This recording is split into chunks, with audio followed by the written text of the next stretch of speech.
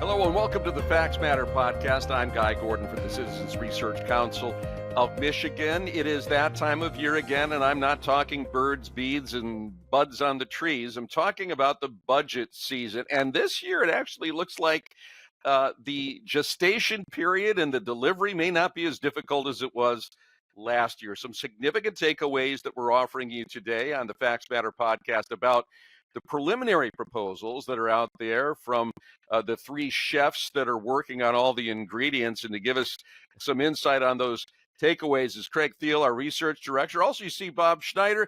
He is going to be with us with some late breaking news on exactly how many shekels the legislature and the governor have to play with this year. Gentlemen, welcome to you both. Glad to be here. Thanks, Guy. So, Craig, let's start with you because that's the paper we're focusing on. And by the way, to our viewers, you can find that at crcmich.org. As I said, first, the good news, it looks like that this may be a less fraught process than last year. Yes, at least on the outside looking in, which is where we are, obviously. But, you know, at this point last year, we only had really one proposal. The governor's proposal was out there. We were waiting for the legislature to chime in on what its proposals were going to be. We just got to the May revenue conference, and we have all three spending proposals for the general fund, the biggest, and the school aid fund. And that's the one that I've been tracking thus far. Okay. And Bob, you're no stranger to this with your background. Just give us an idea of how important this is to stakeholders, that at least they're beginning to look at where the boundaries are. Yeah, I mean, I think it's really important that we. I think there's some challenges still to come in deciding, especially Craig's going to talk about the school aid side, especially on the general fund side, some challenges with how we resolve some of the differences in the individual budgets that are out there now. But you know, it's progressing much closer to being concluded. You know, by you know, the June or July 1st deadline, and that's going to be good for local government, schools, everybody that depends on the budget to know with better certainty what their budget looks like. Okay, so Craig, what do we know about base funding at the moment, the foundation for the school budgets? Yeah, and this is one of those items that there's almost always a difference between the proposals, just because it's the largest item in the budget. It's the one that garners the most attention. It is the revenue stream that is the most important to schools. So when there's differences, and when those differences are wide, you know, it kind of portends maybe a little more difficult negotiation around that item. Well, this time the governor came out with a fairly modest bump to the foundation allowance. That's that per pupil funding that each district receives to turn on the lights, buy books, pay teachers. The governor came out with a modest 2.5% increase over the current year. Current year, it's just the foundation is just over $10,000 per kid. This would bump it up to about $10,300 per kid. And then when the House came out with this proposal, lo and behold, they were smack dab at the 2.5% bump. And then the Senate came with the same proposal. So all indications are that schools are going to get a modest 2.5% funding increase through that main revenue stream.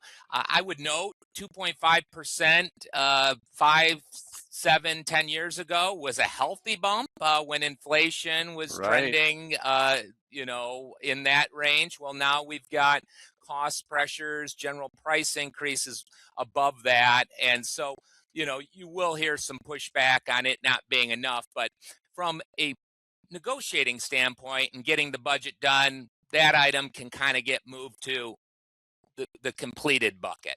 The bottom line, we don't see the wide gapping in the initial proposals that we've seen in past years. That's going to require a lot of negotiation. Right, exactly. Okay. We know that similar to last year, cyber schools are going to be treated differently. Well, that's the proposal that the governor led with, and the Senate kind of followed suit. Uh, the House, on the other hand, said a kid enrolled in a public school, cyber charters are public schools, should generate the same funding. The governor and the Senate would like to cut the funding, the per pupil funding for students enrolled in cyber uh, schools from to 80% of that 10,300 figure. So they would get just north of $8,800, I think is the math. And the rationale that's been offered by the governor and the Senate on this is that those schools don't operate the bricks and mortar schools, and kids are No but buses, no bus no fuel. buses. Yeah. And I, that may be a fair point to lead with, but there's a number of students that are entirely virtual education enrolled in traditional public schools, and those students receive the full foundation. So it's a little bit of talking out of both sides of your mouth when you hear the governor and the Senate say, oh, there's cost differentials. Well, the students that are enrolled in a 100% full-time program through a traditional public school aren't going to buildings, they aren't using the lights, they're not being bused to school. So those cost differentials exist there as well. So this is an item that gets attention pretty much every year from the governor consistently, and the House in the last few years has said pushed back. I would note historically, we've treated the foundation allowance of all students the same over the years, so I don't foresee this one as being it'll get negotiated for sure, Right. but there won't be a cut. Well, I mean, where do you establish the goal line for what fixed costs are, right? Is it 20%? Is it 25%? Once you look at brick and mortar and buses and just the general maintenance. Flipping to the other thing, and we've given a lot of attention to this, I think, in our Citizens Research Council podcast, and that is the at-risk student programming and funding. And this is going to be really a critical 2 years about whether the curriculum is going to be effective.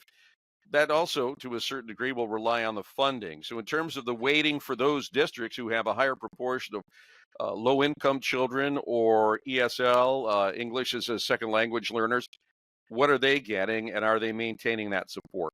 Yeah. So this has been an area of focus over the last 3 or 4 years with funding increases well north of what the funding provided through the base foundation allowance has been. Last year, for example, there was a 25% increase in the funding for students from low income backgrounds. And that follows up on healthy increases in the years before. So in this proposed budget, the governor led with a pretty healthy increase, a 6% increase year over year.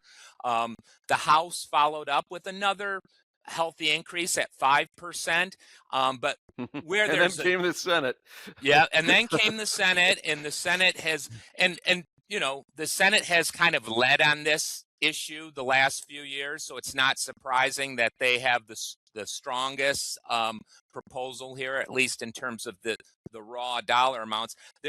Its proposal is a 25% bump year over year. So students who qualify for this funding would see about a $600 per student increase year over year. And so for districts that have 80% of their students qualifying, this is really a major revenue stream that would see a significant year over year bump. So that item will have to get worked out. If the plan is to give something above the 5 and 6% increases that the governor and the House propose, that means something's going to have to give in Right. other areas, and we'll watch how those trade-offs play out. There have been discussions about diversions for the school aid fund to backfill some things in the general. Is that still on the table for 2026? There was an awful lot of blowback. Yeah. The legislature has basically said no to that proposal. That's a proposal that the governor brought forward in her executive budget recommendation. She wanted to increase the use of school aid fund for the higher education appropriations. So the public appropriations, the appropriations to the 15 publics, she wanted to increase year over year the use of school aid fund by $400 million, and basically pull that out of the K-12 appropriations and put it into the higher ed. The legislature basically rejected that proposal. So it'll have to get worked out in the conference agreement. This is an item that, given the amount of dollars involved, 400 million, I would imagine it could drive other changes in other areas of the budget depending on how it gets resolved. And I'm sorry, this, did you also say that this includes diversions to higher education? yes. So this would be exclusively using 400 million additional school aid dollars to support the higher education appropriations, and it's primarily tied to some of the post-secondary scholarship programs that the state has. So funding the Michigan Achievement Scholarship from those funds, as well as some one-time operational support in the university's budget. Now, in terms of going beyond that, school aid fund, when you're talking about some of the things that we've seen before, is they have targeted specific universities. Have we seen that this time around? Yeah, so that's something that happens over on the general fund side of the budget, and Bob's been monitoring that. I think he's got some news to report there. All right, Bob. Sure. So, I mean, last Friday we revisited our state revenue estimates on our consensus revenue estimating conference, or what we call the CREC, and the acronym.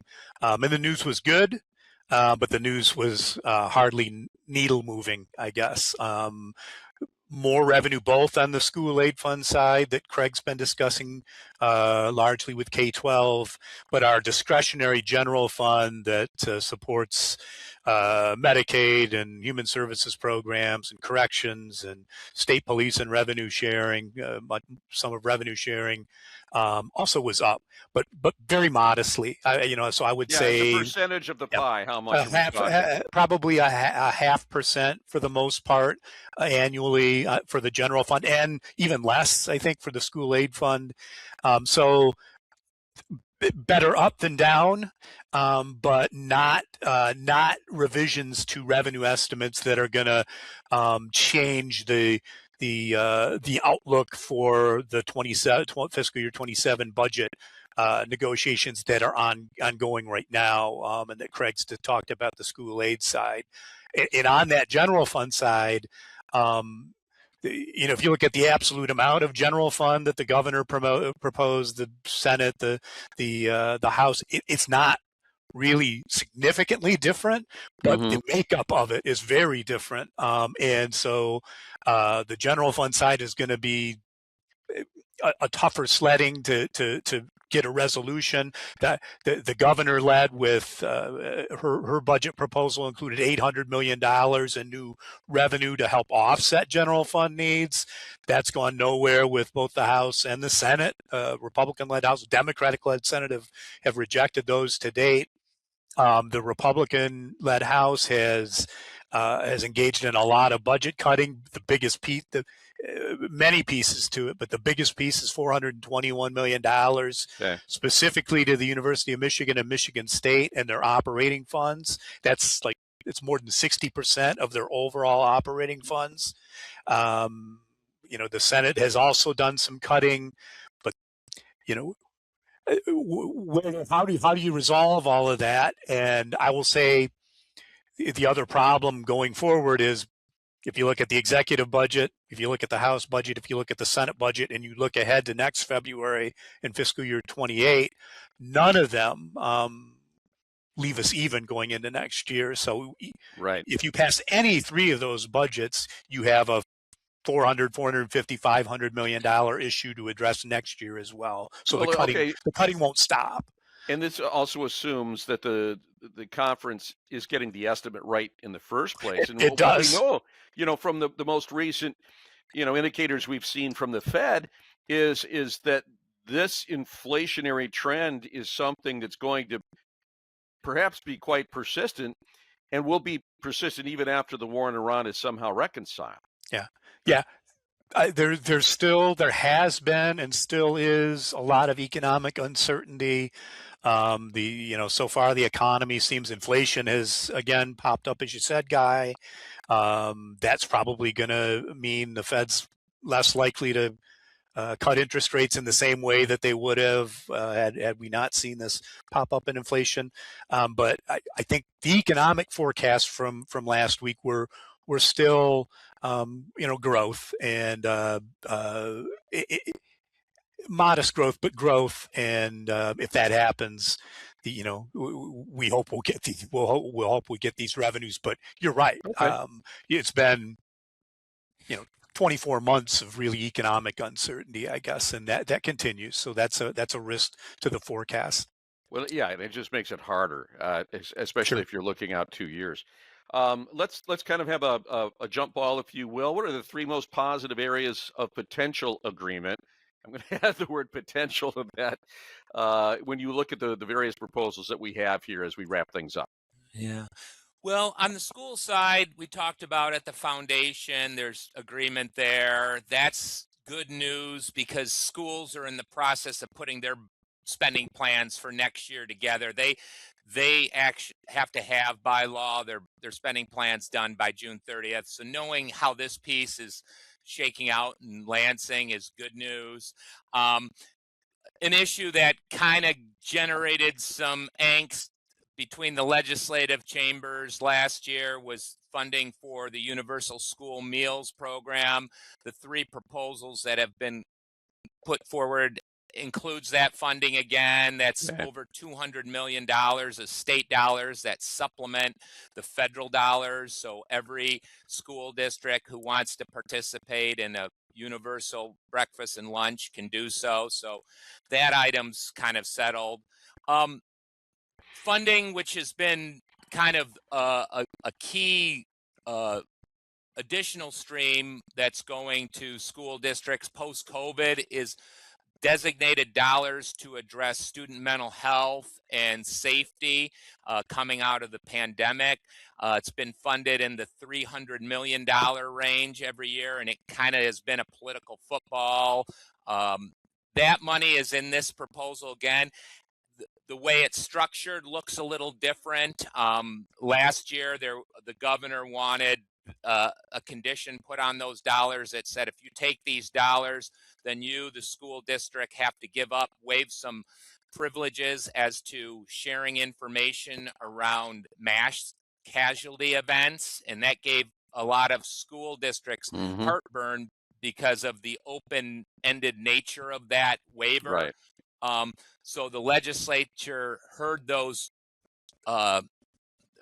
concerns, and they've tempered that language a little bit such that it sounds like the school districts will be able to live, at least with the language that's coming out of the legislature. The governor has the exact same language that was in there last year. So that issue on the funding side is kind of settled around $300 million for this program. But if there's going to be any conditions, restrictions on the use of the dollars, that's still up for debate.